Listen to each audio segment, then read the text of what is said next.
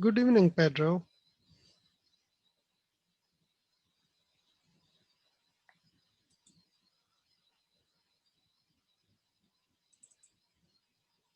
It looks like Pedro already joined, so we can start our session.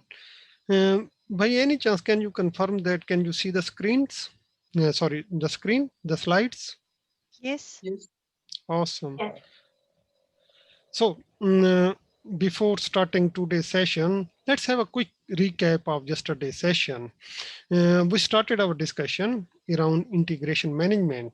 Do you guys remember how many processes were there in integration management? 7. Awesome, Tanya. So what are those processes? First one is that we covered yesterday, which is around developing the project charter. Yep, And we were about to move on to this one here. yep, About project management plan. yep, And then I think it goes into execution. yeah. That is basically direct and manage project work. And next, The monitoring control project work. yeah, and also in execution, a new process that is added in PMBOK version 6 is manage project knowledge. Oh, yeah. And then monitoring and controlling. Yep. Yeah. Inform the integration change control. Yep. And then the closeout. Yeah, awesome. Thanks a lot, Tanya. So these were those 7 processes we discussed, we start discussing yesterday. Today, we are going to cover our number of processes, starting from develop project management plan. Basically, when we talk about develop a plan, either it is the whole project management plan or any subsidiary plan. This is about how to do. This is our how component. This is our thinking process. What approaches or what strategies we will adopt to manage our project, for example, or if we are developing our subsidiary plan of scope, what could be the approaches, the methods, the tools, the techniques we can use to manage our scope. That include many different bits. In fact, what we are going to do, we are going to use our whiteboard again and going to discuss our project management plan. Previously, I already told you that project management plan itself is nothing but combination of a number of plans. So those plans were, for example, the first plan was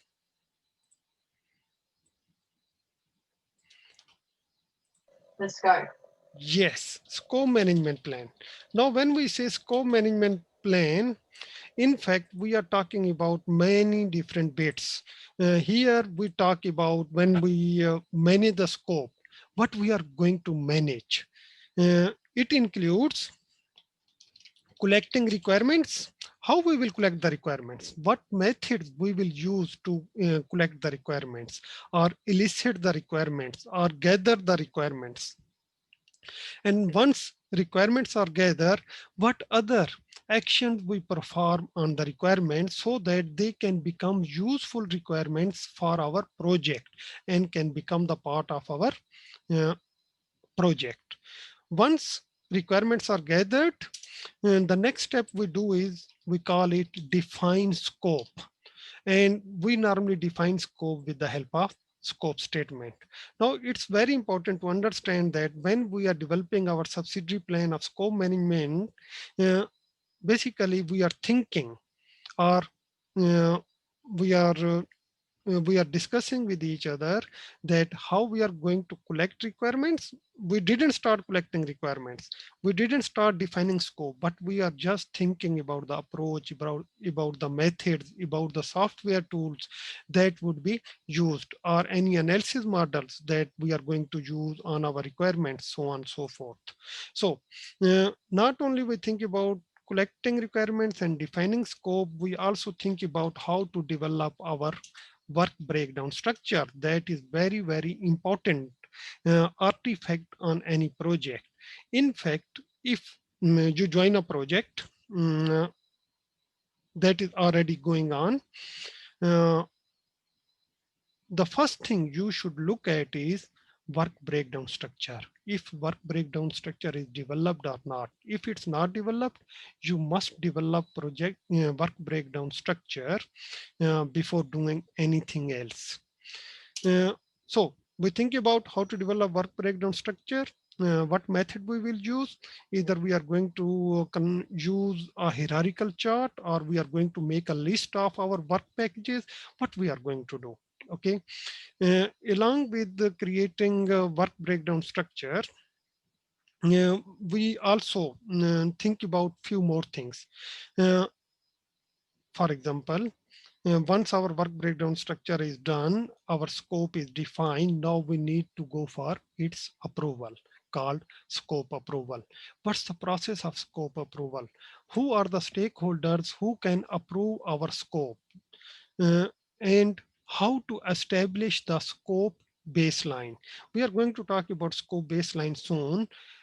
Inside the plane of scope management, we also think about what would be the process through which we will get our scope validated from our either sponsor or from clients or any other competent stakeholders. We also think about how to control scope. Controlling scope is basically just while we are directing and managing our project work and monitoring and controlling it, we always keep on looking on our scope baseline and the work or the deliverables that are being produced, the work packages that are being produced. Are they aligned with the scope baseline, or they are deviated from that? And as a project manager, it's our responsibility that we should keep our scope in line with our scope baseline. So this is one of the subsidiary plan that we prepare under scope management plan. And the next subsidiary plan that we develop is called schedule management plan. And guys, most of the time the project managers who are new to project management, they normally think that the schedule we created is actually our project management plan. It's not the case. Schedule is nothing but just a project document uh, that we produce during our planning phase. But project management plan is much bigger, much broader term than just a schedule. In schedule management plan, we think about what methods, what approaches, and what tools and software we will use to establish a realistic schedule. And when we are doing our schedule management plan, we think about many different bits. For example, define activities. In fact, define activities for each work package that we establish or that we developed under work breakdown structure. And also we think about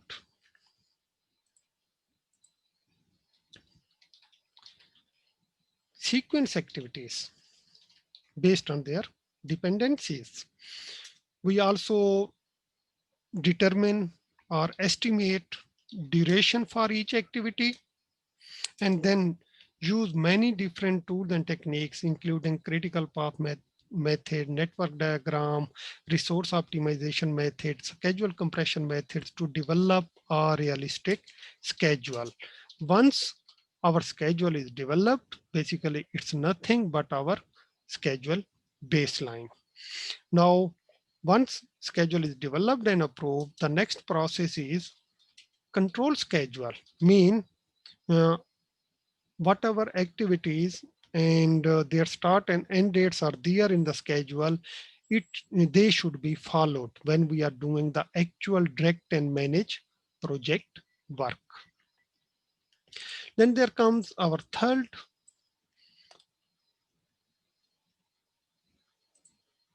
subsidiary plan, and this plan is, anybody, what would be the plan? Anyone? Cost. Yeah, cost management plan. And what do you think? What activity, mean? What should we think about when we are planning for our cost? Budget. Yeah, so basically budget is our ultimate game. And that's the ultimate thing that we are going to develop. But we cannot basically say that that would be our budget. We need to do some work before that. For example, we have to estimate cost for each activity. Okay. Uh, for each little activity, we need to estimate the cost, and then we have to go from activities level to work packages level, work packages level to account packages level, account packages level to phase level, and then phase levels to project level. Then it will give us the cost estimation of all the activities. On top of that, we also need to think about how much money we need to keep, how much reserve we need to keep to manage the risks on the project. Or in other words, what is the contingency reserve? On top of cost estimates, we add the contingency reserves, then it makes our cost baseline, or you can think of our budget. Okay, at least that budget that is under the control of a project manager. So always the first step is estimate cost. The second step is develop budget. And the last stage is control costs. Once budget is established, is determined and approved, it basically gives us a cost baseline. Cost baseline is that baseline against which we can compare our actual costs. Okay, these were our planned costs. These are our actual costs, if they are aligned or not. If our project is going on budget, within the budget, or uh, over budget. Okay, and in control cost, we try to ensure that our project is at least on budget. But again, in project management plan or its subsidiary plan, that is cost management plan, we think about it. What estimation techniques we will use? Will we use an analogous estimation technique, or we are going for bottom-up approach, or we are going to use a single point estimate, or we are going to do a 3-point estimates. And again, remember guys, different different projects have different nature, different complexity level, different size, and based on all those factors, we always tailor, we always make our project management plan as per the needs of the project. We might need not to go in a very depth when we are estimating cost for maybe 100,000 project, but for a $3 million project, or even much bigger than that, like 40 or $50 million project, we need to do a very thorough cost estimation.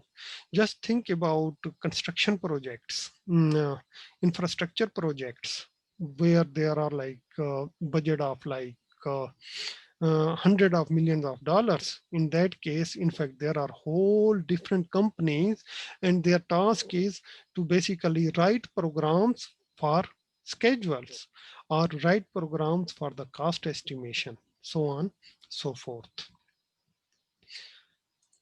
And then our next plan is about, anyone?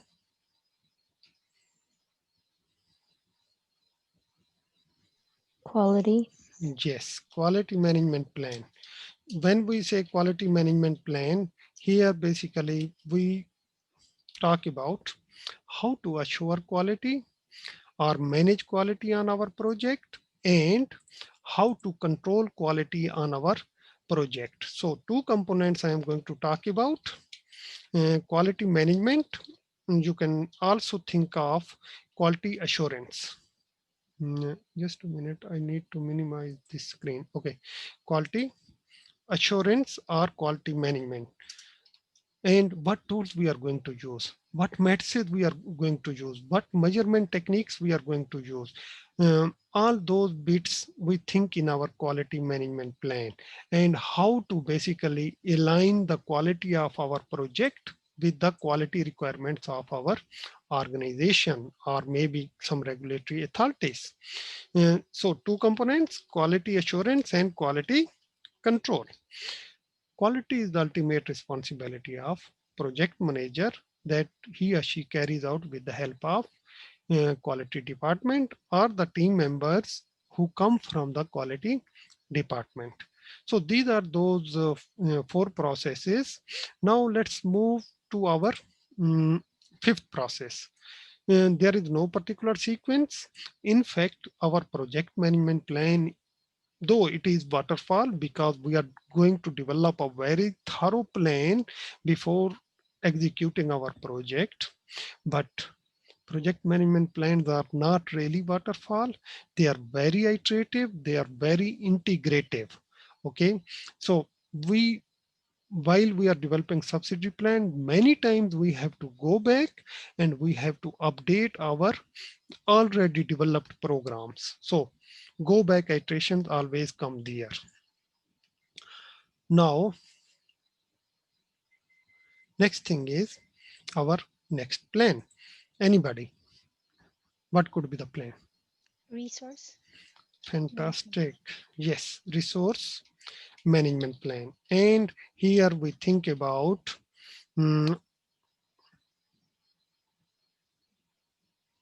first thing, what resources we require.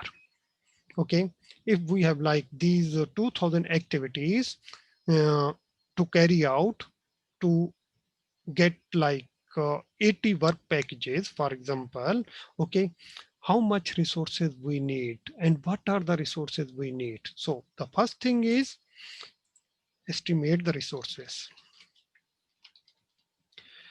including both human resource and physical resources.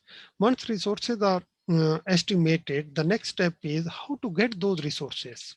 Okay, or we are going to get those resources internally from our other departments, or do we have any pre-assigned resources on the project, or we need some resources from outside, for example, contractors. Okay, so these are human resources. On the other side, physical resources, do we need to conduct some procurement? Do we need to talk with procurement department? Do we need to import from overseas, or they are readily available within the country? How much time it will take? Or if there are some resources, including, for example, infrastructure, facilities, technology, furniture, computers, hardware, software, they might be available within the organization and you can just get them uh, by requesting for them. So acquiring of the resources, and once you get your human resources on board, the next step is uh, convert those individuals into the team so that they can perform as a highly performing team to achieve the project objectives. And here your leadership skills come into play that align the team objectives with the project objectives and consequently the organizational objectives. Then you also need to think when project work is going on, how you will manage the team, what software, what systems you are going to use to manage the teams. Okay, and also you think about how to control resources. Uh, for example, our physical resources. All of the thought process is done in the resource management plan. And then there comes our sixth plan. And this is Communication. communications. So it's pretty important. The word here used by PMI is communications management plan. It is not communication, but communications management plan. And it talks about that what medium what tools, what techniques, uh, what would be the frequency of the communications within the team, with the senior management, both internal and external stakeholders. Okay, and it also talks about that how a project manager is going to manage and monitor communications. So these are the bits that we do in our communications. In fact, communication management plan and stakeholder engagement plan, they go hand in hand. They are most of the time developed together. Then there comes our next plan, and that plan is Change management plan. yeah, basically change management plan is there for sure, and we are going to discuss, but at this point of time, I'm just discussing those knowledge areas that are in PMP, mean those chapters that are associated with some specific knowledge areas, but change management plan is very, very important plan, and we are going to discuss it soon. Here, firstly, I would like to discuss risk management plan. Here, it talks about that how to identify the risks. Who will be the people who will sit down uh, in risk related meetings? Either those meetings are related to identify risks or analyze risks or develop plans to manage risks. For example,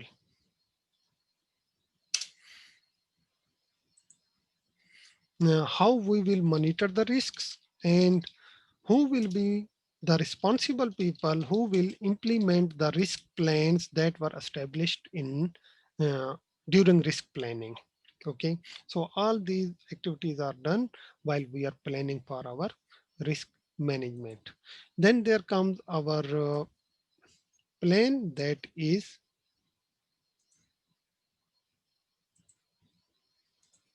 Procurement. procure, yeah, procurement management. So normally project managers are not very much expert in procurement.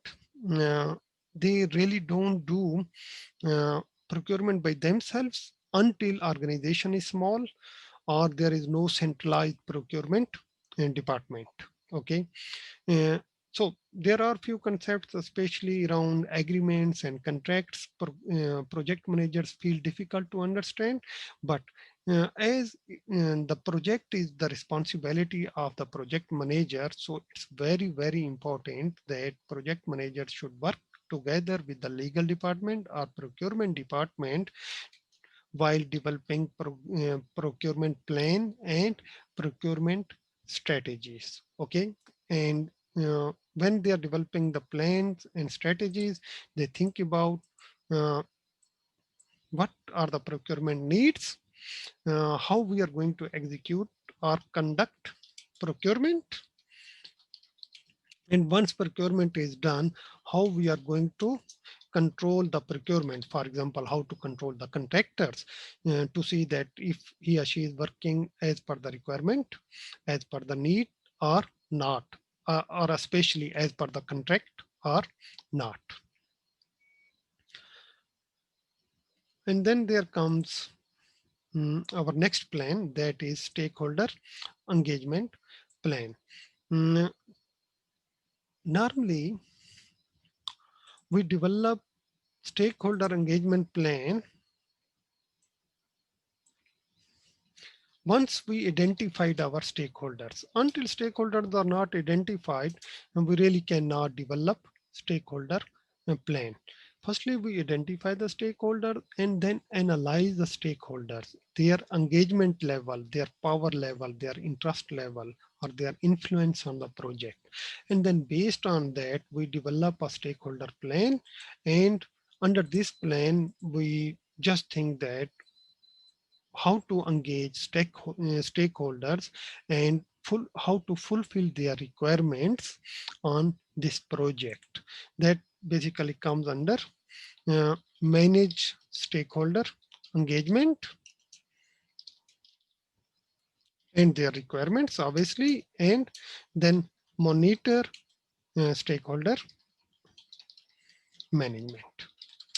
So in stakeholder plan, we think about these bits: how to manage stakeholder engagement, how to keep them uh, on the supportive side of a project, or at least on a neutral side of a project, if they really not the advocate of project, but still they should be supportive or at least should be neutral instead of going against the project.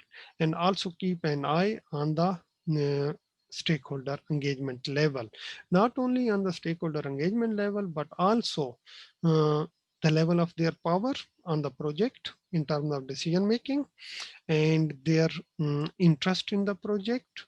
Maybe their interest change over the period of time. It might reduce. Then how to cater that situation. All those bits are discussed in stakeholder uh, plan. These are those subsidiary plans that are very important and part of project management plan. However, as Myra mentioned that we have some other plans too. There are no separate knowledge areas, but those plans, but they are pretty important. And one of them, as Myra said, is change management plan. Normally change comes on the project scope. Though once scope is already defined and approved, we really don't prefer the change. But if change comes, then as a project manager, it's our responsibility to develop a change management plan that can tell us that who can request for the change, who can make the decision on the change, and what are the authority levels when we need to make the decision on the change. For example, changes itself could be on different levels. There could be small changes, there could be medium level or huge changes in the project scope. And if there are small and medium scale changes, who will be responsible? Do we need to go to, for example, each time to CEO to get the decision, or we can do it on a project manager's level? All those bits are covered in the change management plan. In fact, we are going to discuss change management plan today. And other plan is that is also part of that could be also part of project management plan. Again, depends on the nature, size, and complexity of the project, and it is called configuration management plan. Once changes are carried out or implemented, now how to reflect those changes, especially about the versioning, about the changes in the deliverables, in the documents, so on and so forth. This thing is normally done with the help of configuration management plan. And then there comes another plan, and in fact there are two plans, and they are very, very important, or especially nowadays considered very, very important, and they are uh, requirements management plan or business analysis plans. Nowadays, business analysts are part of most of the teams. In fact, most of the organizations have these roles available. There are whole departments of business analysts. And what they do, they are effective members of the team, and they align the project objectives or product objectives with the organizational objectives. Okay, these are the people who gather the requirements, who analyze the requirements, and also do many other activities. But the focus of business analysts are not on the project. That's the focus of a project manager. However, the focus of the business analyst is on the product and the product life cycle. The solution that we are created, because we want to create a solution that could achieve our organizational goals and organizational objectives. Business analysis plans and requirements planning management plan, they are very similar, but you can say that business analysis plan is a superset and requirements management plan is just a subset of business analysis plan. And requirements management plan talks about how to gather the requirements, from where to gather the requirements, what techniques should be used, what documents are required to gather the requirements or elicit the requirements from the stakeholder. Requirement elicitation is much different than requirements gathering. Requirement elicitation basically says that you have to uh, bring the requirements out of your stakeholders. Sometimes it happens that stakeholders want to develop something, but they really don't know that what would be the requirements to that can fulfill their needs. In that case, business analysts, they use a variety of different tools and techniques, for example, prototypes, okay, uh, through which they can bring forth the requirements out of stakeholders. So elicitation is much wider term than gathering the requirements. Gathering requirements looks like you just go and get requirements from the stakeholders. Normally it's not the case. So this is business analysis plan or requirements management plan. Now before moving further, my next question, what do you think? Did I made some sense? And if there are any questions about project management plan or subsidiary plans? Yep, guys, with the requirements management plan, how does that fit in with the collecting requirements and the scope? Yes. So in fact, when we are going to define scope, especially in case when scope is not defined at all, before defining the scope, we really want requirements, because scope talks about what we are going to do on a project and what we are not going to do on a project. We cannot know about the scope until we can have the requirements from the business requirements, or especially about a solution or about a product is like how this product will be useful, what value it will generate, will it be able to run with our existing infrastructure, uh, if our current technology, our current architecture will support this product or not, if it will help us to achieve our organizational objectives or not. Then there are some other requirements. For example, stakeholder requirements. Stakeholder requirements could be different than business requirements. Sometimes they could be even conflicting than the business requirements. And another type of requirements is called solution requirements or product requirements. They are basically the features or functions that we want in our product, called functional requirements.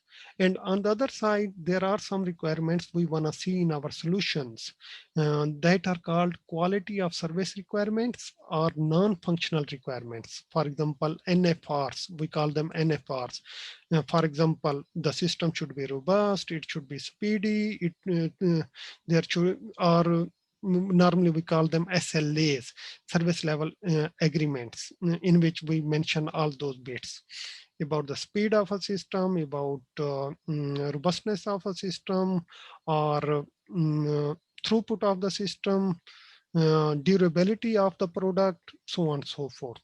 All these are non-functional requirements, but still part of our solution requirements. Similarly, there are transition requirements too. Once solution is developed or components of a solution is developed, then in that case, we need to uh, change our current system, for example, or we have to put that product from development environment to the operational environment. Then there comes some transition requirements. Those requirements could be around training, could be around checking the readiness of the organization or readiness of the employees, if they are ready to use the product or not, so on. so forth. Similarly, there are some other type of requirements which are not related to the solution, the product, but related to the project. Requirements related to, for example, schedule, requirements related to, for example, cost or the quality, so on, so forth. So all these requirements, if we gather them properly, then there are strong chances that the project objectives are aligned with the organizational objectives. In fact, PMI does a lot of research. What they found is uh, 69% of the projects, they really don't achieve those objectives for which they were actually started. They also determined that the teams, the project teams who use business analysts on their team, they reported that 90% of the time the project objectives were what mentioned in the business case or in the benefits management plan. Or in other words, the project objectives were aligned with the organizational objectives or goals. And value is created as per expectation, and value is captured and measured uh, as it was mentioned in the benefits management plan. So that's why requirements management plan is very, very important. In fact, uh, all the activities that are done by the business analysts, especially related to the requirements, they are always on the critical path on any schedule of a project. Mean, uh, if those activities are not done on time or proactively or as per the schedule, the whole project will be delayed, because most of the work, especially the definition of a scope, totally depends on the requirements gathered and analyzed by the business analysts. Yeah, so that was requirements management plan.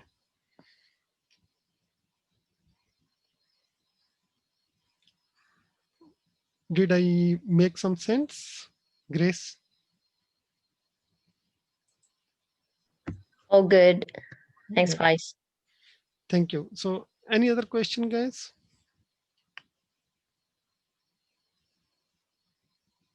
Okay, now let's move further. We are not really going to our next process. Basically, still we are on our whiteboard. And this time we are going to talk about some other components of our project management plan. And those components are basically our 3 baselines. And those baselines are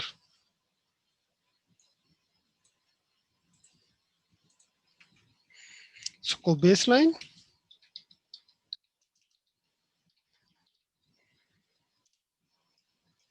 schedule baseline,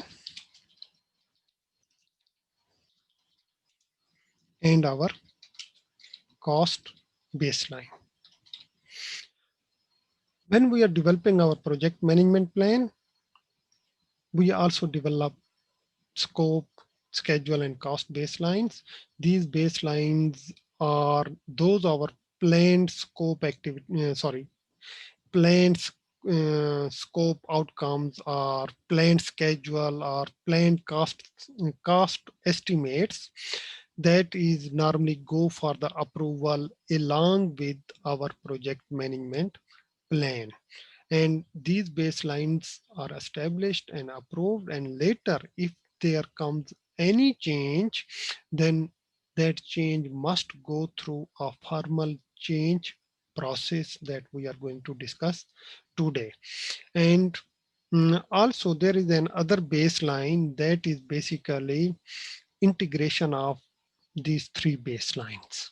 And that baseline is basically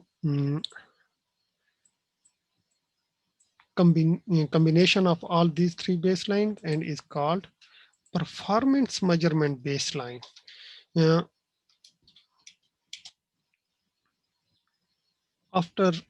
And performance measurement baseline talks about after spending an X amount of money, and after using Y amount of time, uh, did we get Z amount of scope uh, or scope components or scope work packages. So it consider the whole iron triangle, the scope, the schedule and cost. How much time is spent, how much money is spent, if we got the resultant scope deliverable, the scope work packages or not. And in fact, performance measurement baseline is one of the things that is used in one of our analysis called EVA. Maybe you heard about earned value analysis. Anyone?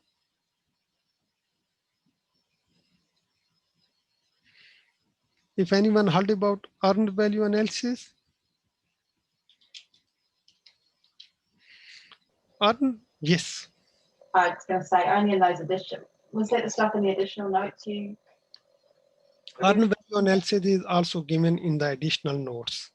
And in fact, when we will be studying cost management, we will discuss earned value analysis in depth. So earned value analysis is a tool that helps the project manager to monitor and control the performance of the team, performance of the project.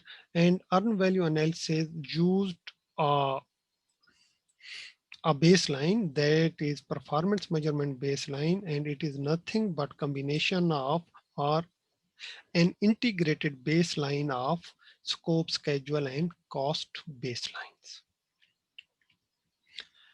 Okay, guys, now that was our project management plan. I am moving further. If anybody have any question or anybody wanna save this screen, they can do, and then we will go back to our slides.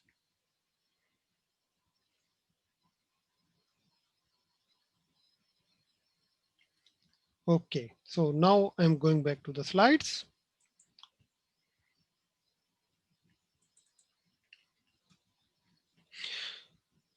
So we discuss in detail about project management plan. Project management plan is a thorough detailed plan of all subsidiary plans.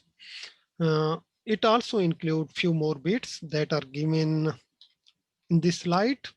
And the first thing is project life cycle. What are different phases through which our project will pass? The development approach. Are we using waterfall, agile, or hybrid? Based on that, we do rest of our planning. And then there comes management reviews. That's basically nothing but the reviews done by the senior management for of a project management plan. It also talks about project management processes that will be used on the project. Basically, this is talking about tailoring. Which process will be used in how much depth, and how many processes will be used uh, on our project. Maybe all 49 processes are not used. Maybe few processes are used on a very high level. For example, procurement is not involved at all. Then none of the procurement processes will be used. Or on the other side, if project is a low risk project, we might not go for quantitative analysis. So all those bits we think when we are developing our plan. And again, if project is small to medium size, this plan could be very simple. If our life development approach is agile, maybe our upfront planning is very short or very high level, and thorough planning or micro level planning is done as we keep on going through our iterations. We already talked about scope, schedule, and cost baselines. Okay, now let's have a quick look on scope baseline, what it includes. In fact, it includes three components. First is project scope statement. We are going to study in detail what is project scope statement. Then there is work breakdown structure. We will develop one work breakdown structure. And then there is work breakdown structure dictionary that contain the information about each work package, maybe its attributes, any key information about each work package that we develop under WBS. And then there comes schedule baseline. Can you please read schedule baseline, Pedro?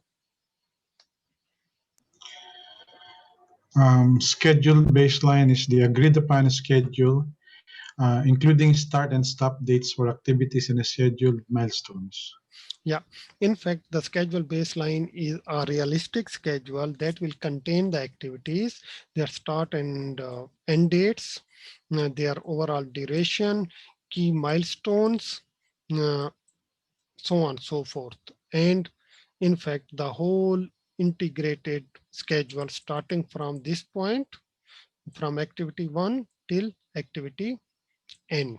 Okay, so this is our schedule baseline, and we follow our schedule baseline to control our schedule. And then cost baseline, Pedro. Cost baseline is the time-phased cost budget. So we do a thorough estimate of our cost.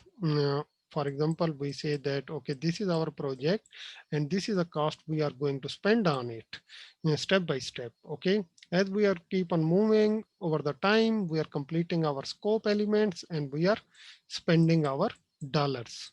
Okay, but you are aware of that especially when the projects are very big, normally the whole budget, okay, the total budget is not available at a time.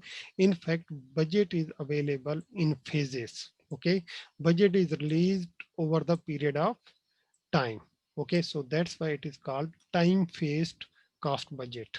uh, so the budget that comes over the period of time. So it is a cost baseline. It includes the estimate of all the activities or all the activities cost plus contingency reserve. Once these baselines are established, project managers always report their performance against these baselines or their uh, combination or integrated baseline, as I just mentioned, performance measurement baseline.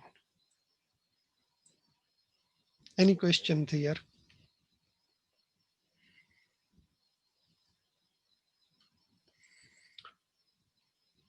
Okay. Next step is one component of project management plan is requirements management plan. And Grace, can you please help me to read this plan or its formal definition? Sure. It defines how requirements will be gathered, analyzed, prioritized, evaluated, and documented, as well as managed and controlled throughout the project. In fact, there are around 35 different processes that business analysts do on any project. Either they are like pre-project phases or during project phases or post-project phases. And especially one of the key role of the business analysts is requirements management. And it include many different bits. For example, illustration of the requirements or gathering of the requirements, then documenting those requirements, analyzing them with the help of different analysis models, verifying them to check the quality of those requirements, validate them with the stakeholders so that there should be a confirmation that these were the requirements which are given by the stakeholders. And after that,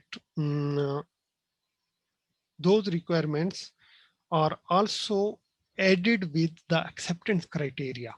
How we will say this requirement is completed. Okay, that is called acceptance criteria for each of the requirement. And then once everything is done, the next step is prioritize those requirements. Maybe we gather 300 or 400 requirements, and out of those 400 requirements might be project budget and schedule allow only top 250 requirements. Okay, so sometimes we have to prioritize the requirements and add the top uh, requirements in our project scope. And once they are added in the project scope, business analysts keep on tracing and monitoring those requirements. When we say tracing the requirements, mean checking the requirements that if they are being completed or not.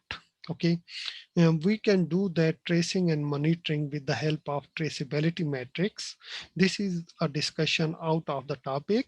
Okay, so I'm just stopping it here, but there is quite a lot of work done by the business analysts while they are managing the requirements, while they are monitoring and tracing the requirements throughout the project. And in fact, after the project, when they basically check the solution, if the solution is as effective in the operational environment as it was developed or not. So this was requirements management plan, and then there comes change management plan. And Myra, can you please go through change management plan? Sure. So change management plan describes how changes will be managed and controlled. Do you want me to read the whole bit? Yes, please. Okay. May include change control procedures, how and who, approval levels for authorizing changes, creation of a change control board to approve changes, a Hmm. plan for how changes will be managed and controlled, who should attend meetings regarding changes, organizational tools to use to track and control changes, information on reporting the outcome of change request, and emergency change process. The whole plan is self-explanatory, but just few bits. It talks about who can request the change. During the planning, we decide that maybe only client can request a change, no one else can request a change. And if client wanna request a change, what's the process, what the procedure or templates through which he or she can make that change. And then what different levels of changes, are they small changes, medium level changes, or they are huge changes? If they are huge changes, who will be responsible to accept or reject or defer those changes? Or we are going to establish a change control board, for example, consisting of project manager, sponsor, few subject matter experts, clients, so on and so forth. Or only sponsor is going to make decision about any change. Similarly, once change is requested, how the whole life cycle of the change will be managed and controlled. And if there is any particular meeting related to change, to make a decision about a change, who will be the participants? And once a change is approved or even rejected or deferred, how to use different organizational tools that could help us to track and control those changes. And also, once change is approved or any decision is made about a change, we might need to communicate that decision with the stakeholders, or you can say appropriate stakeholders. Then how we will do it, and if there is any emergency change, then what's the process for that? We may use a change control system. System is nothing but the combination of policies, procedures, and associated forms that help us to track and control the changes. And then there comes a configuration management plan. It is associated with change management plan. Change management plan talks about change itself, but configuration management talks about uh, the output of the change, or the management of output of the change on the deliverables, on the processes, and on the documents, especially versioning, and what tools would be used. In fact, we can do it with the help of configuration management system that could be in the form of an automated tool or a software tool that can basically reflect the changes on the deliverables, on the process, on the documents. Excuse me. And here, this slide is basically talking about how we reach to project management plan. It is starting the story from the same point. Sponsor and customer may initiate the project, okay, with the help of business documents or agreements.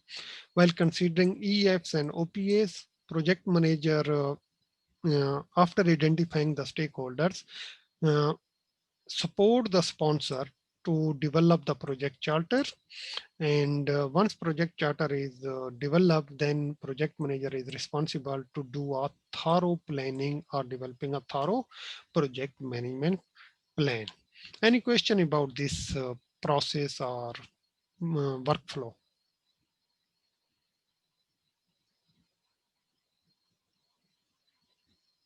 No one? Okay, so we are moving further. Project documents. Previously, whatever we discussed, all those plans from scope till requirements, from scope till configuration management plan or our baselines, all these are parts of project management plan.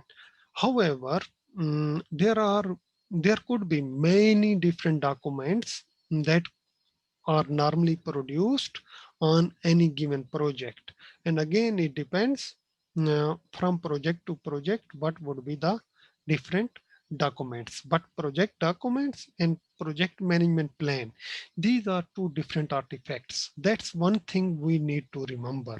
And once change comes and that is approved and implemented, maybe it requires to update our project management plan and also update our project documents. In fact, on PMBOK version 6, there are 30 different documents that is basically suggested by PMI that could be produced on any project. Here, few examples are given. Assumptions and issue logs. Assumption logs contain the assumption. Issue logs contain the issues, especially when we are directing and managing project work. Cost and duration estimates, lesson learned registers, the schedule, especially that Microsoft project or Primavera file. Okay, that schedule is not a plan, but it's a schedule. Okay, resource calendars, and then quality reports, resource requirements, so on, so forth.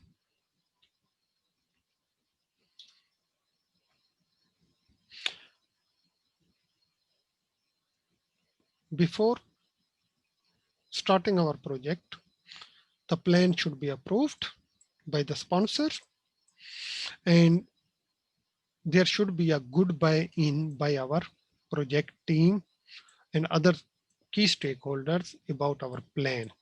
And they should have confidence that this plan will achieve the project objectives. Remember guys, whenever we develop a plan, purpose is not to develop a plan for the sake of a plan. Purpose is to achieve the project objectives. And once a project management plan is approved, we might have our kickoff meeting where all the parties come together and the team members are distributed with the roles and responsibilities. And in fact, we start executing our project.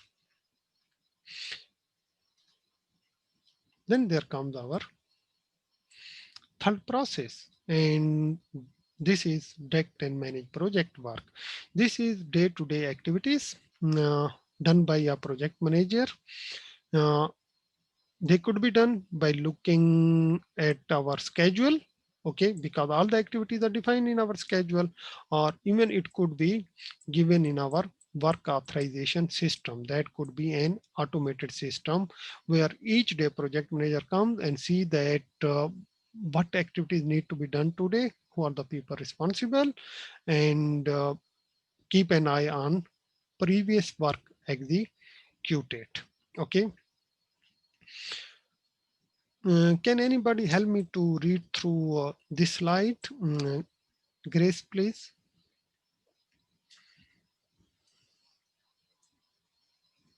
Is it the whole thing, Faiz? Yeah. I'm not sure if my headset is working or not. Okay, integrate all executing work into one coordinated effort. Yep. Request changes and complete work resulting from approved change requests. Yeah. Ensure common understanding of the project among stakeholders and use project management information systems, PMIS, to track many aspects of the project, including automated tools. So once our plan is done, we can put it in project management information system. Okay. And from that project management information system, for example, such as Jira or Confluence or Primavera, we can take care of many different aspects of our project execution. Project execution is normally done as per our plan, as per our schedule. Money is spent as per our cost estimates or cost baseline. And another important thing is like as our work is being executed, we keep on monitoring and control as well, as you remember. And when we are monitoring and controlling, there might be a change request. And if that change request is approved by the change control board or by the competent authority, then we have to execute that change. So execution of that change comes under this process, direct and manage project work. Not only we are doing as per our plan, but also we are executing our uh, changes as well. And while we are doing this bit, direct and manage project work, as a project manager, it's our responsibility that all the stakeholders should aware of that what is going on, how project work is being done, especially at a very high level. And also team should have very clear understanding by the project manager that why this project was started, what was the vision of this project or the product. This is again a workflow that shows that we direct and manage project work as per our plans or once changes are approved. Now we have to implement that changes. It means we have to direct and manage project work. Okay. Once we do this process or these activities, as a result, what we get our project deliverables or our scope components. On top of that, we also get work performance data that later we analyze it so that we can make some sense from the data and can make some informed decisions. Also, there could be some issues that may come and we have to resolve those issues. In fact, there are a lot of issues come when we are executing our project. Okay. Also, another outcome is we implement our changes. And which changes? Which were approved by our change control board. And while we are executing our project work, completing our scope, by following our schedule and spending the money, okay, maybe new information come or new change requests come. Where we are executing our change requests, we are also updating our project management plans and project documents. And in fact, when we are doing our work, based on our work, new change requests may come. We are going to talk about change in more detail. Any question?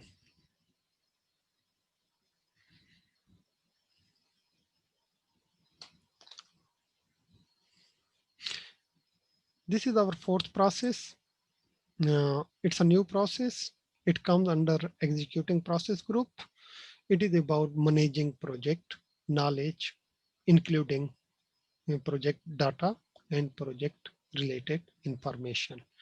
Knowledge, as I previously mentioned, could be of two types, explicit and tacit knowledge.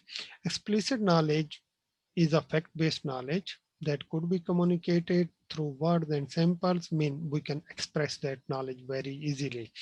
Comparatively easy to manage as compared to tacit knowledge.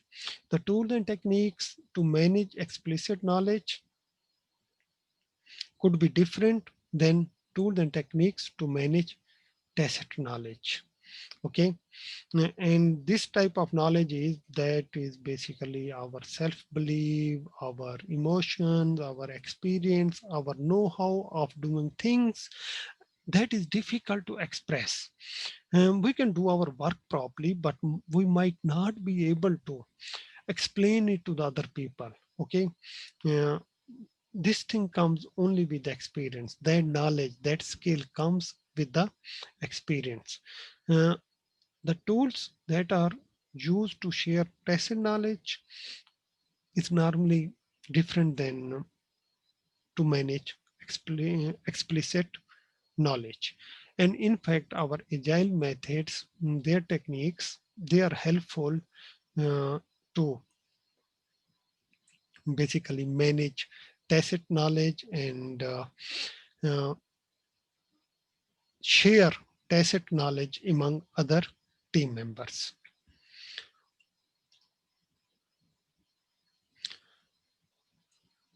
And when we talk about knowledge management, basically we are talking about as a project manager, it's our responsibility to use subject matter experts knowledge or the use current organizational repositories or previous lesson learned to improve our current project activities, and the knowledge that is produced from our current project activities, how to use that knowledge to improve our coming phases, or to save it or archive it or share it um, for future use, or to share that knowledge with the other teams within the organization.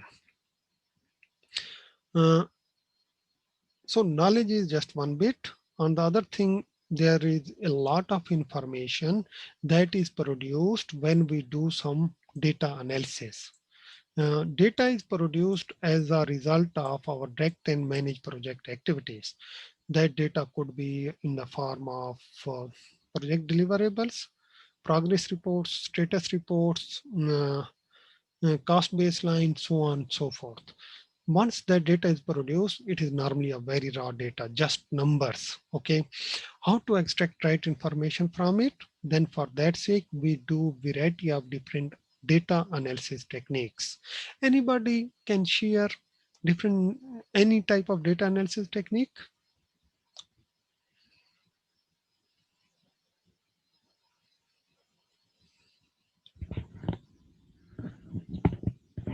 Any example in mind?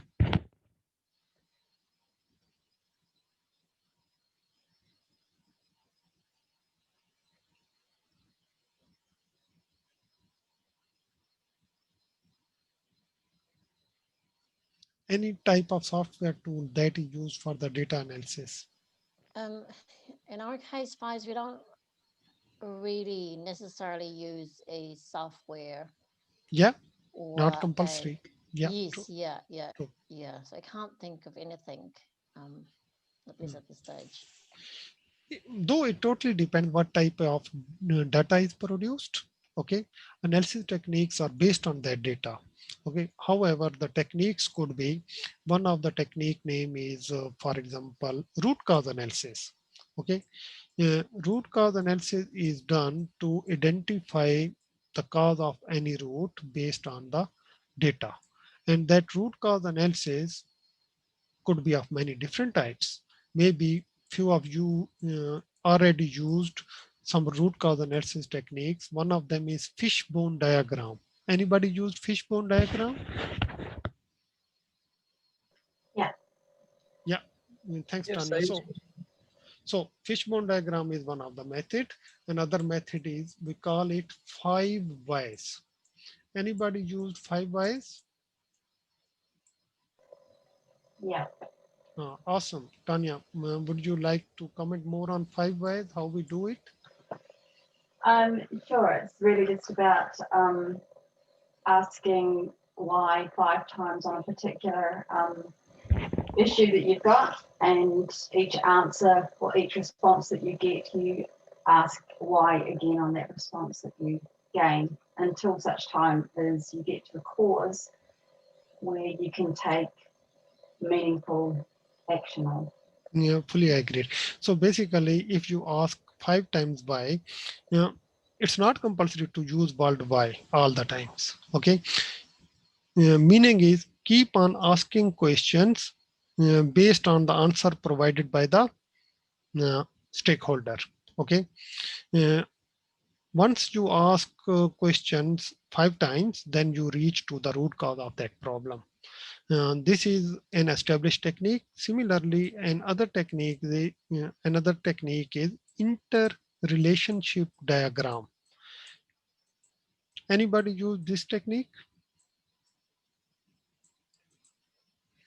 Maybe not, but here basically we draw different causes and their effects or different components of a system, and then try to determine who is causing a problem that is affecting on other component. This is called interrelationship diagram. And if one component, more arrows are going out of that component, that is normally the root cause of the issues. Okay. And the component where most of the arrows are directing, that is the most impacted component. This is interrelationship diagram, and it is a type of root cause analysis. And this is normally done based on the data itself. Okay. There are many other graphs, many other charts that could be used for data analysis, maybe histogram, maybe Pareto diagram, maybe control charts, so on, so forth. Similarly, another technique that is used for data analysis, especially on the projects in the context of scope, schedule, and cost, is, I just mentioned, earned value analysis. And we will soon discuss earned value analysis when we will be discussing our cost management section.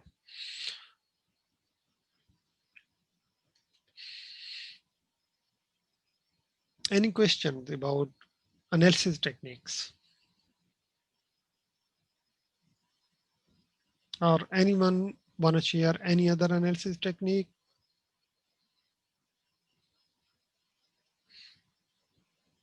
Also, simulations are used, visualization tools are used nowadays that can help to see the information. For example, Power BI, many guys are using Power BI nowadays, where they gather the data, they conduct some analysis. That analysis could be based on the time, based on data streams, and then they put that data in the form of graphs and charts with the help of a tool called Power BI. Very powerful tool by Microsoft, and could be used for developing the dashboards where we can share the information. Let's move further. This is our next process. This is our process number 5, and it talks about monitor and control project work.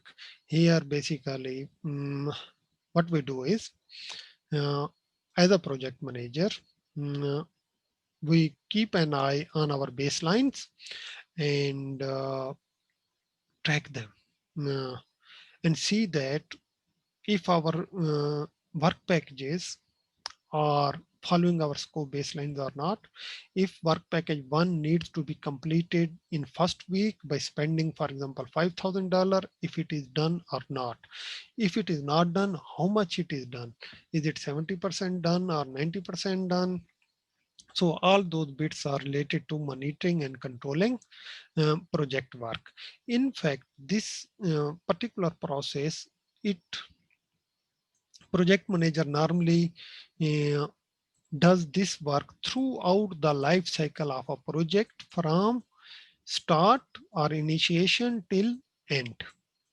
We keep on monitoring and controlling.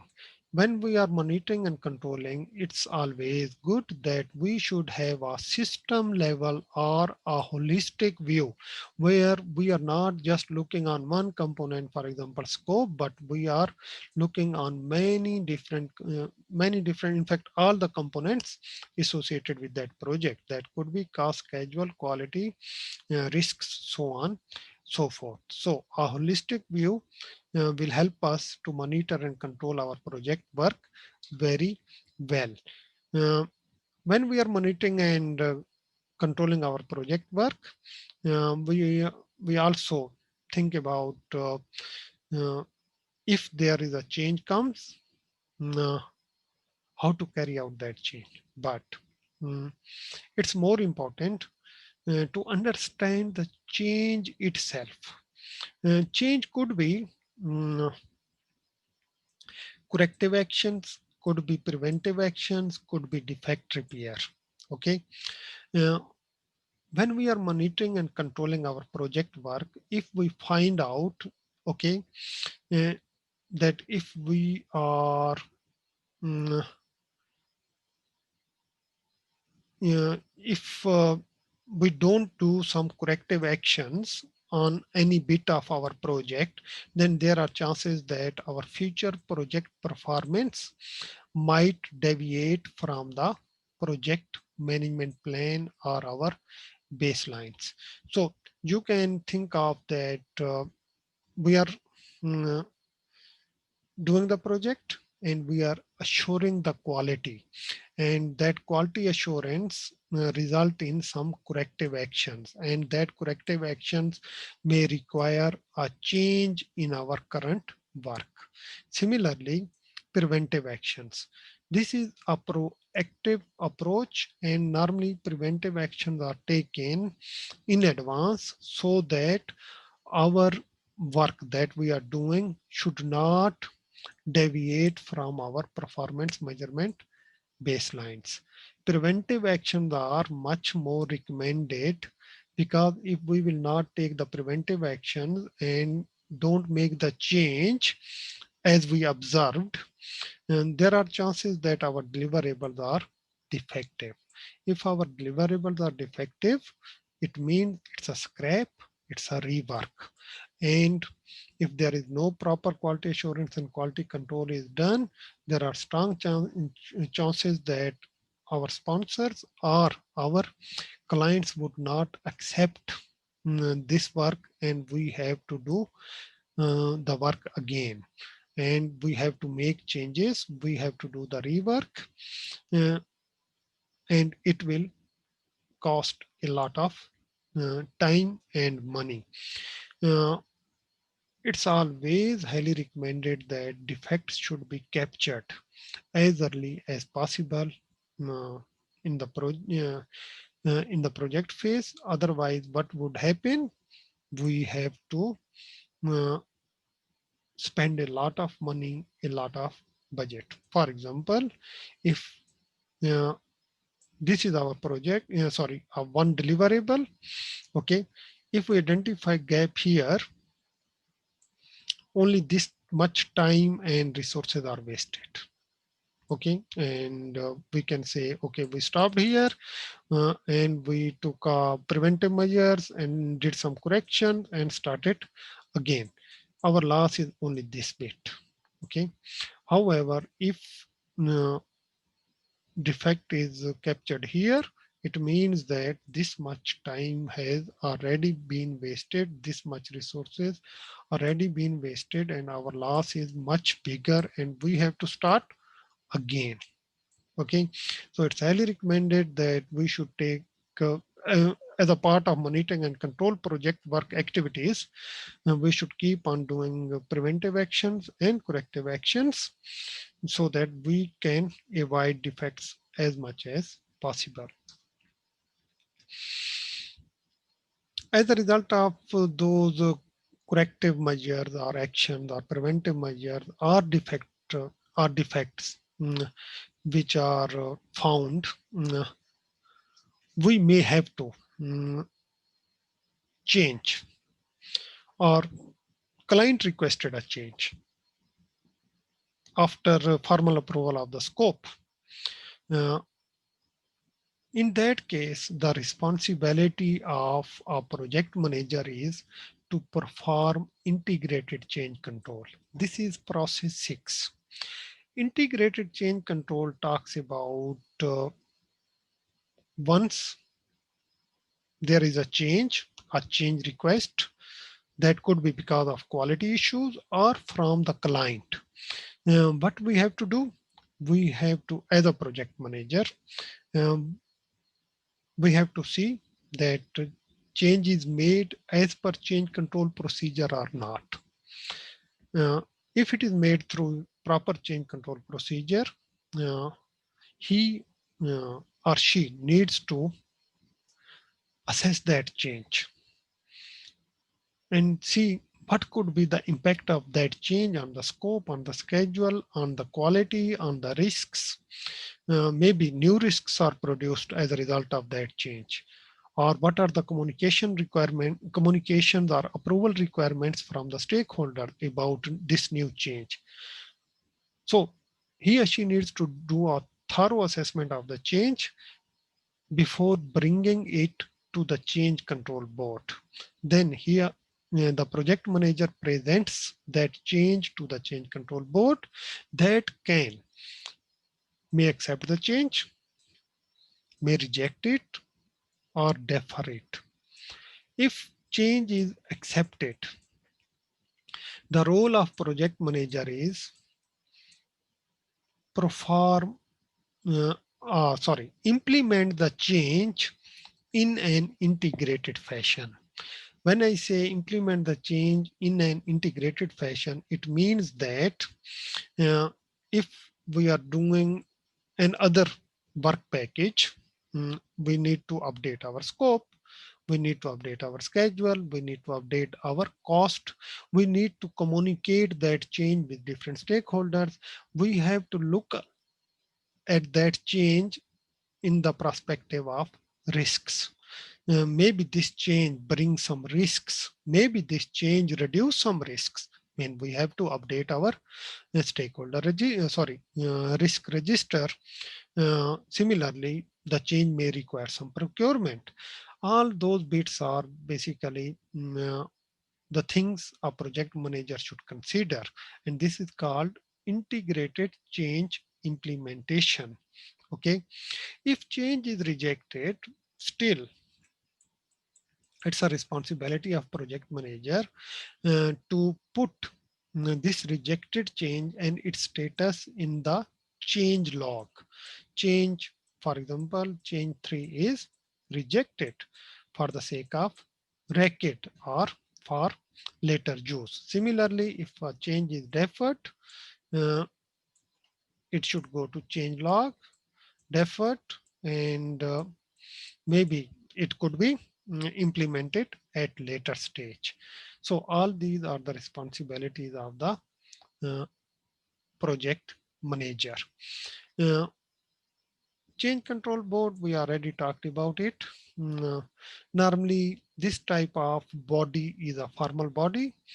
And during planning phase, we decide about change control board, or we are going to establish it, or only sponsor will make a decision. If change control board is established, it may include project managers, customers, experts, sponsors, and maybe some functional managers.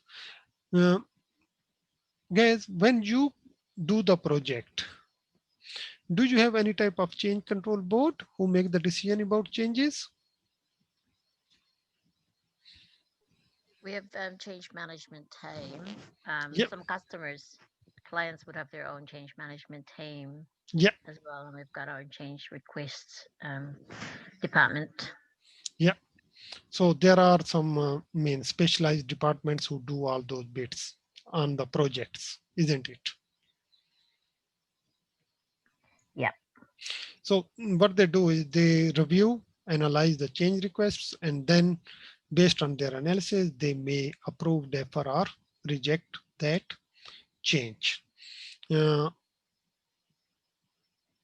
in this slide, though we already discussed, uh, a high level process for making changes is shown here. Okay.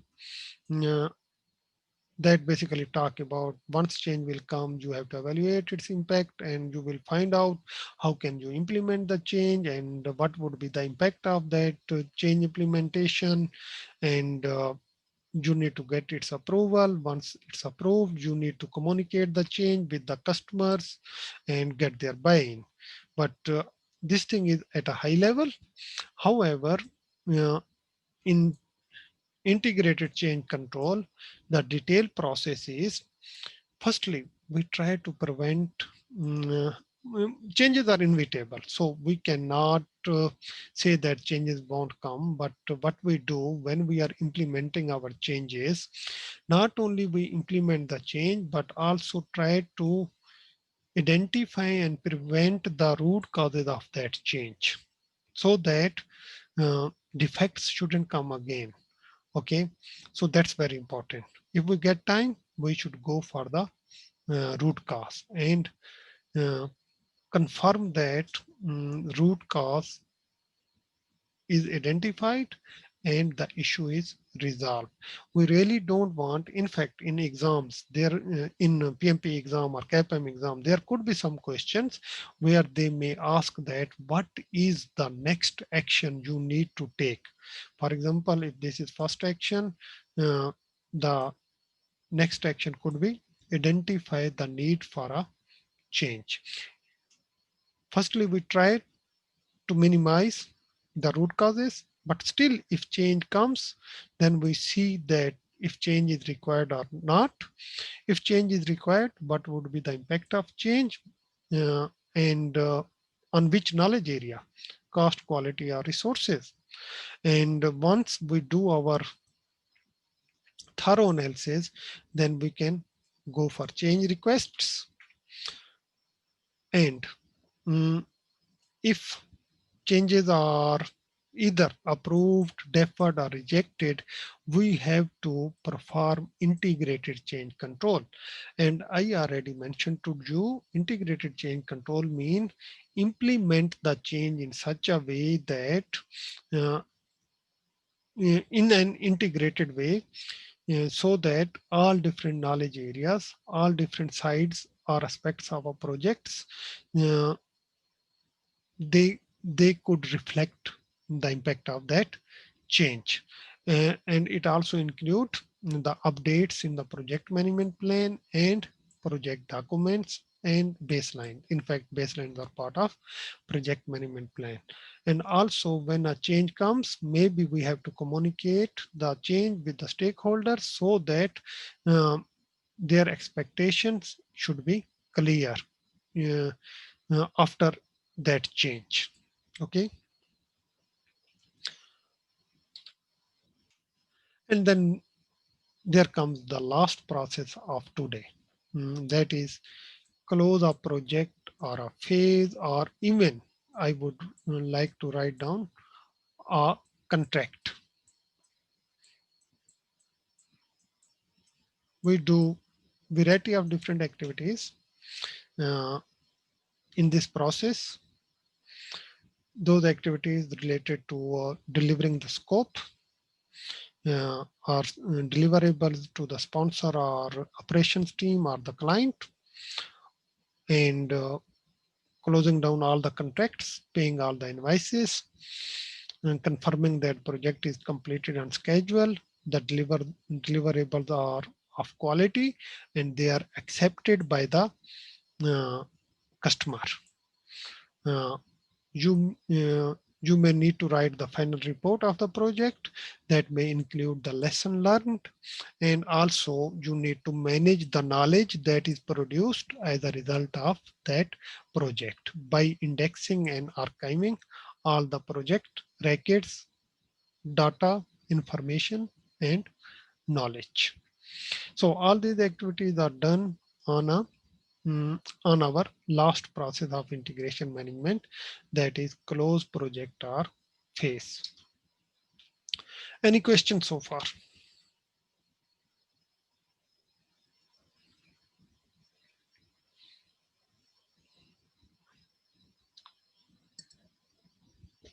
Okay, guys. Now it's your time. Whatever we discussed, it is summarized in this slide. Now, if you understand what is written in this slide, it means that you have a good idea of integration management. Let's start with Tanya. Tanya, first bullet point, can you please read for me? Project integration management responsibility. Yeah. Whose responsibility is project integration management? The project manager. Yeah. So this is one of its major responsibility. And then next. Projects and project management are integrative and iterative in nature. Yeah. So both the projects, project management, including the project management plans, they are integrative and iterative in nature. So we always think about rolling wave planning and progressive elaboration. Rolling wave planning talks about what, Tanya? Is delivering stuff as we go and going back. Yeah. So doing planning at different stages and things. Yeah.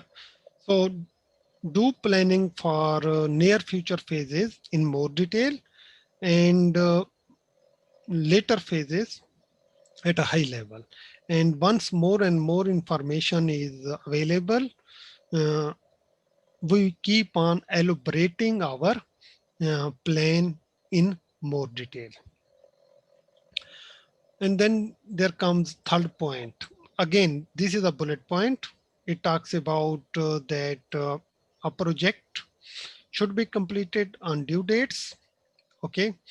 And we should have a good understanding of project life cycle or the phases. And another important thing is project management plan should be aligned with our project objectives that I previously mentioned as well. The purpose of plan is not just a document. Purpose should be to achieve the project objectives. And then there comes our next point. Tanya, can you please go through it? Creation and use of the appropriate knowledge. Yeah. So what do you think about that? Did you understand what is knowledge management, why it's important? So that was the new part that was added in to the book. Yep. And I guess it's making best use of knowledge of people's experience or outcomes from actions or other projects so that they can perform at a better level in the next iteration. Yes, next iteration or next phase or even for future projects. True. Okay. Yeah. And then the next point is integrated decision regarding key changes impacting the project. Changes should be made in an integrated fashion. So that there should be a buy-in from stakeholders about the change.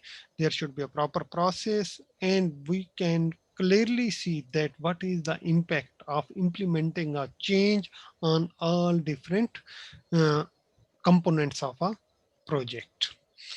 And then there comes measuring and monitoring the project. Why we do it, Tanya? To make sure that we're meeting the requirements or the expected requirements and performance of the project based on the baselines. Yes, so we are following our baselines and our work is being done as per our those baselines. Our activities are being completed as they were planned. Our our money is being spent as per our cost estimates. Uh, we have to measure all that information. We have to keep an eye on all that information so that we can say that our project is a successful because it achieved all those objectives, all the scope deliverables within the time and under the budget. And then the last concept was about closing. So what do you think about closing, Tanya? Closing is making sure that you're getting the acceptance or meeting the acceptance criteria of the client. Yep. And I guess closing all the contracts, making sure that everything is at the end, and also lessons learned, gaining knowledge, or reviewing how everything went. True. And in fact, once project is successful, celebration is also part of Yeah, this. of course. Yeah, true.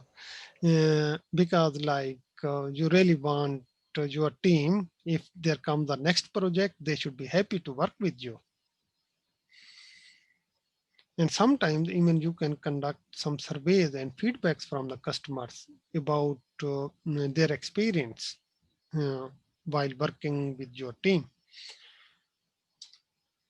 And then there comes some trending and emerging practices. Pedro.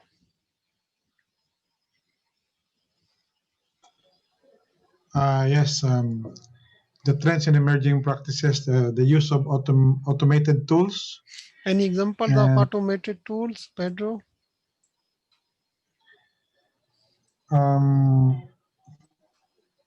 In our case, it's actually being applied only to the safety and safety incident, and they call it the C-Safe, where it all the incidents are being recorded there, and the corrective actions are being monitored if it's already been implemented or not. Okay, yeah, awesome. Anybody else used some automated rules to manage the plans? For us, we actually use DevOps. Yeah, DevOps. Yep. Yep. And also Power BI. Yeah. For reporting. Yeah. Yep. So these are the two tools that help whatever is being developed is shifting to operations. In fact, development and operation teams, they work together using different techniques. So when you implement DevOps, do you use any type of software or its name is just DevOps? Yeah, its name is DevOps Vice. Okay, awesome. So there are some other tools as well. Anybody else who can comment? Yep, use Trello. Yeah, which one? Just Trello. Yeah, can you spell it for me? Like a TR. Yeah, CR. T for Tanya. Yeah, TR. ELLO. It's like the Kanban board. Yeah. So in fact, there are many tools available. Few of them are online too, and it's just like a big Kanban board, such like Trello. Pardon me. So there is another tool called Trello, TRELLO, Trello. Yeah, though I think they've just been bought by another group recently. Yeah, so Trello is another tool, and Project, Microsoft Project. Yeah, MS Project is another tool. There is a free software called Project Libre, and that is also could be used for develop the schedules. And Primavera normally used in construction industry. And then there comes Jira, that is used in software development or to implement agile, and Confluence. In fact, this is a whole package. Jira and Confluence, they work together. They have many other tools available too.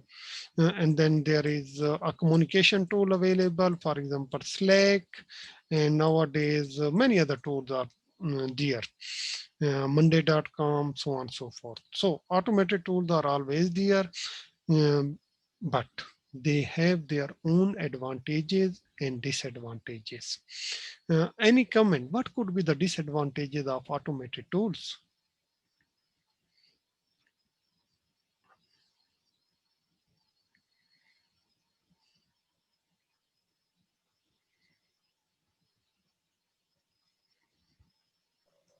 Maybe time consuming to enter data if they're not automated enough. Yeah, so one could be like it will take a lot of data, a lot of time to enter the quality data. And on the same point, when people use automated tools, and normally they believe on those tools, the data coming out of those tools, they think that it's a correct value because it is coming out of tools. These graphs are correct, but it highly depends on the quality of data. If data is not put properly, and then basically we will always in deception that okay, the results we are coming on, we are getting from these tools are correct, but they might be totally wrong. Similarly, automated tools could be complex. It might not be easy for everyone to use them. Maybe some experts, some technical guys, they could use it, but some other guys who are good in, for example, business analysis, or they are good in quality assurance or quality control, may not be good in using Jira or Confluence. So another problem is it might be difficult for everyone to use them as effectively as technical people. Also, new trend is coming where tools become more and more visual. In fact, few of these tools are also visual tools. For example, Power BI, Jira, and the example given by Tanya. So all these are also comparatively much more visual. However, in Agile, we normally prefer high touch, low tech tools. High touch, low tech tools. High touch, low tech tools are basically those manual tools that could be like a big information board that is installed in our office, where instead of using a software, we are just using the sticky notes or uh, any other type of notes, or we are just using our whiteboard markers and we are putting our progress there. And this type of tools, they have their advantages. Everybody can use it. They are available at a place where everybody can see it, what is going on, for the sake of transparency, for the sake of removing the bottlenecks, so on, so forth. So in software industry or high-tech industry, people now start preferring uh, high-touch, low-tech tools. The other reason is, again, um, they normally don't deceive from the outputs produced from the automated tools, because they might not be correct. Uh, and then there comes project knowledge management. Uh, this is this has become a new trend. Knowledge is considered as a main deliverable of any work, any project work. In fact, the people who work in high-tech industries, in R&D, in software industries, using agile ways, normally they are called knowledge workers. And agile is considered best way or best approach for project management, especially if that project is relevant with the knowledge work. Okay, agile ways of working, they help us to manage project knowledge, both explicit and tacit knowledge. For example, one of the recommendation from agile is our project team should be dedicated. Okay, it shouldn't be part-time. It shouldn't be like 20% of the time is spent on one project, 20% on the other project. It is highly recommended, though sometimes it's not possible. The team should be dedicated. They should be in one office or one common workspace where they are working together and their communication is face to face, and there is a lot of osmotic communication going on, and people are basically learning from each other. Um, Osmotic communication is that communication where, for example, you are sitting in a room, two of your colleagues are discussing with each other, and whatever they are discussing, you are getting information from that discussion too. So that's why normally they recommend commons where all people are sitting together without any walls in between them, any separate desks in between them. This concept is called concept of commons and caves. It helps us to take care of tacit knowledge. In fact, with the passage of time, the responsibility of project manager is increasing, and so that the whole project could run in an integrated fashion. Now project manager not only need to direct and manage project work, but also manage the project knowledge as well. Uh, with the introduction of Agile, hybrid methods are coming very fast, and we already had a look that uh, how hybrid methods could work. One of way of working is you can divide your project into two sections. One section is visioning, that is more like waterfall. The other section is engineering, where your development work is done, and here it is more like iterative. Similarly, another hybrid method technique could be you develop a thorough plan, okay, uh, in which you have a lot of different work packages, work package 1, work package 2, work package 3, and few of the work packages you complete using agile approach, using iterative fashion. You did a thorough planning, but few of the components were implemented using an agile or iterative approach. So this is another example of hybrid method. Any questions? As the project knowledge management, there systems, can you just talk about like capturing the knowledge? Or is it just, you have a lot of face-to-face meetings and share the information, but there's knowledge capture in that as well, isn't there?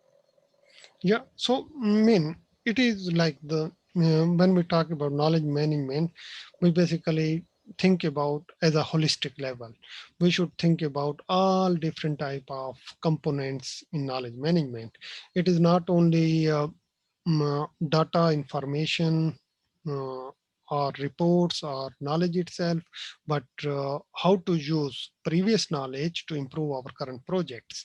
And similarly, the knowledge that is produced as a result of our current work, how to use it for our future work or future phases, or even to share with the other teams using different tools and techniques. Those tools and techniques obviously could be meetings, could be use of some automated tools like Power BIs, using some high touch, low tech tools, and are using some agile ways of working where there are some dedicated teams and there is type of osmotic communication going on, that the things I just talked about. So this is the whole holistic knowledge management and how to share that knowledge among the team members and with the other teams. Yep, thank you. Yeah, Thank you. And then there comes tailoring considerations. When you are going to tailor your integration management processes, you should keep these things in mind. Project lifecycle and its phases, development approach, uh, visual management tools, what management approaches you are using, how much knowledge management you need to do, how many changes are coming on the project, what is the governance structure on the project, what is the requirements for lesson learned, okay, and what are the benefits expected out of project. You must consider these bits while tailoring your processes. If requirements are quite strict from these considerations, then you might need to do these processes very much in depth. But in case if there is no change at all, then you might need to not use even perform integrated change control and so on, so forth. And then there comes our today's last slide, but it's very important. I would ask Myra just to help me to go through this slide. Yep. Considerations for agile, adaptive environments. Promote team members' engagement in integration management as local domain expert. Mhm. The expectations of the project manager do not change, but detailed product planning and delivery is delegated to the team. Mm. The project managers focus on collaborative decision making environment, especially in cross-functional teams.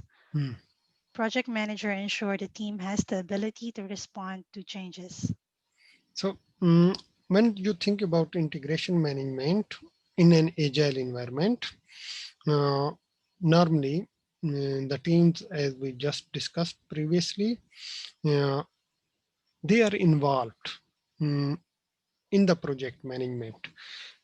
In fact, the team itself, they are doing the whole planning, especially the iteration or sprint planning. As a project manager, or if this is a role available on your team, okay, as a project manager, you should engage your team, your developers, your programmers, testers, business analysts, architects, or any other team members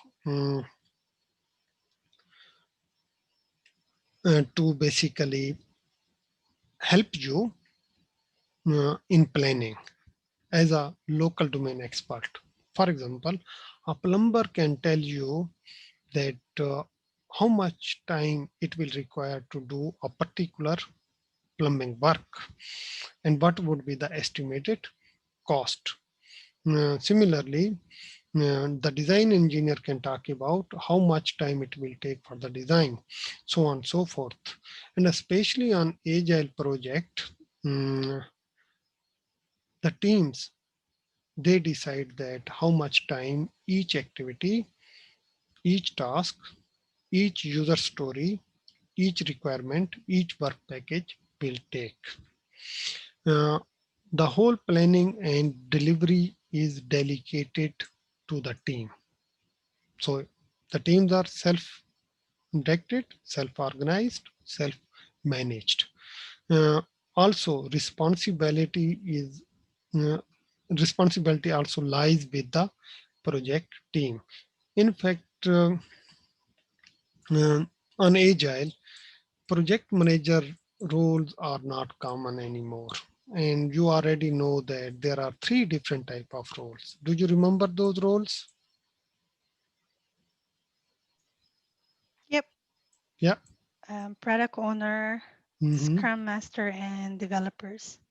Developer. In fact, now people say that no need to call them even product owner, Scrum Master, or developers. Okay. Previously, what they did is they start calling each team member as a developer. Before that, they were like system analysts, they were business analysts, they were architects, they were developers, they were engineers, quality assurance teams, so on and so forth, or risk managers, etc. But now then they start calling them developers. There is no senior role, no junior role, everybody is a developer. Now they say that even we don't need to call people scrum master or product owner, just call them performers or doers who make project successful. Then there comes the decision making. In Agile, uh, decision related to project activities, the deliverables, uh, is normally made in a collaborative fashion. Many different type of collaboration games, collaboration workshops are played by the team, facilitated by the scrum master to make decisions. Decision about anything, decision about estimation, decision about sizing, decision about planning.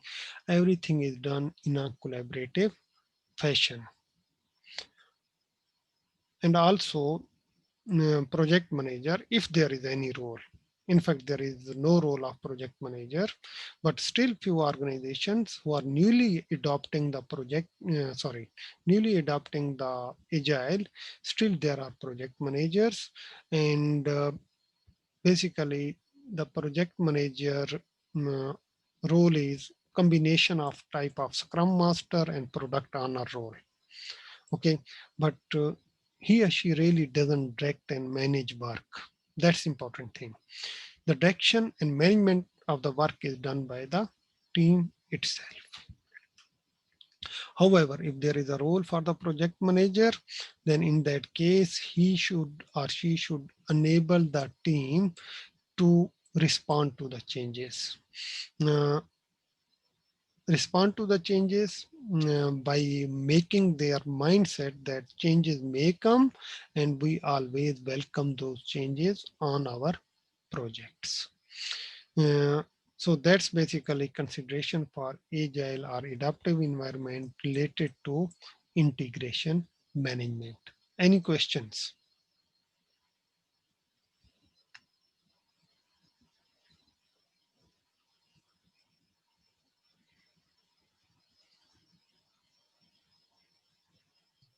Sorry, there you go.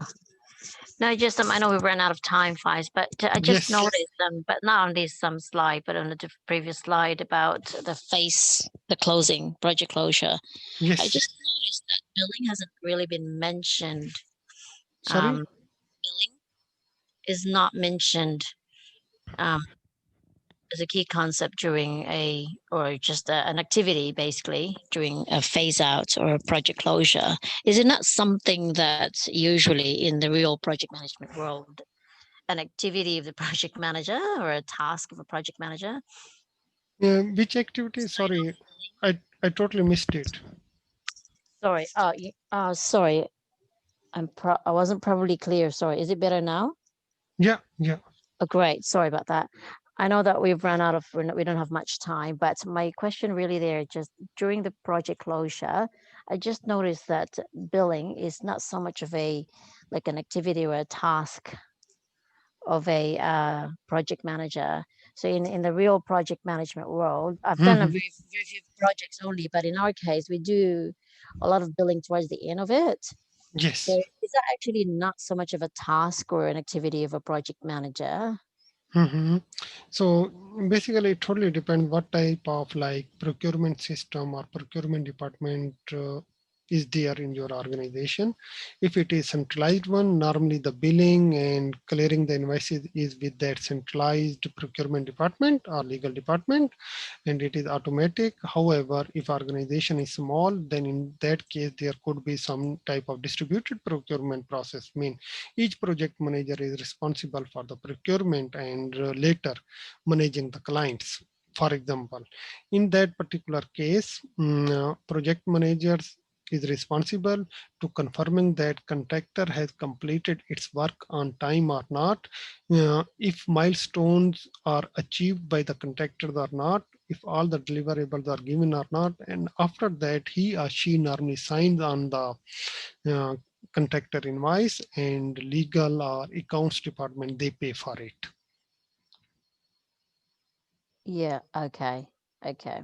Yeah. It's really, it really depends on how the organization, the company True. worked around billing sign off. I fully agree. Okay. It totally depends on the company. For example, even in my company, most of the invoices need to be signed by me as a project manager before legal or accounts they clear the payments. Okay, Yeah. yes, I see, thank you. Yeah. So that was the reason. Yeah, I mentioned that. Yeah. Grace, are you also talking about billing the clients though? Sorry. I was just wondering if Grace was talking about billing the client. Yeah, well, Billing it to does. clients. Yeah, it will. Apparently, we're doing billing clients.